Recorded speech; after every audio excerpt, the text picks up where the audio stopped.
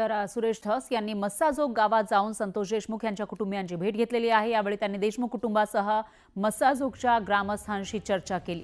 दरम्यान संतोष देशमुख हत्या प्रकरणातील आरोपींना जेलमध्ये व्हीआयपी ट्रीटमेंट दिली जात असल्याचा आरोप सुरेश धस यांनी केला। जेलमध्ये वाल्मिक कराडला मटण पुरवलं जातं, बॅगही पुरवली जाते असा आरोपही त्यांनी केलाय। तर मस्साजोगमधील ग्रामस्थांच्या मागण्या घेऊन मुख्यमंत्री फडणवीस यांना भेटणार असल्याचं सुरेश धस यांनी सांगितलं।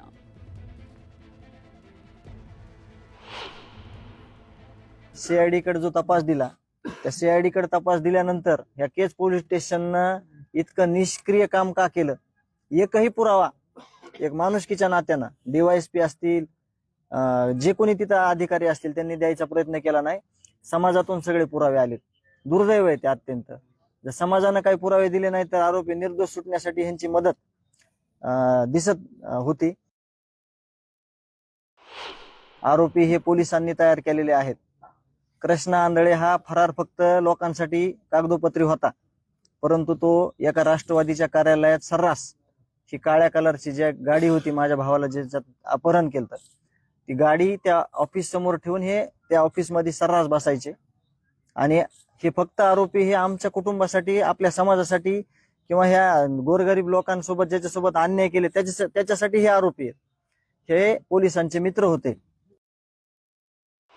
ज्या मागण्या आहेत आणि जे आंदोलन आहे त्यावर सगळे गावकरी आणि मी स्वतः पण ठाम आहे। हे सगळ्या आमच्या मागण्या ज्या रास्त आहेत त्या झाल्या पाहिजेत आमच्या मान्य, आणि आम्ही आमच्या भूमिकेवर ठाम आहेत। आम्हाला 25 तारखेला आम्ही आंदोलन करणार आहे। तर सुरेश धस हे देशमुख कुटुंबियांना भेटीला गेले ही चांगली बाब आहे असं खासदार सुप्रिया सुळेंनी म्हटलंय।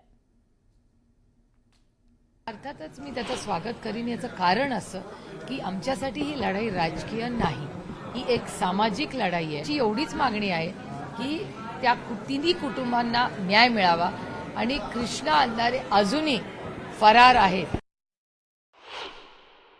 मलाही आश्चर्य वाटतं की जवळपास 72-73 दिवस झाले एक माणूस सरकारला सापडत नाही।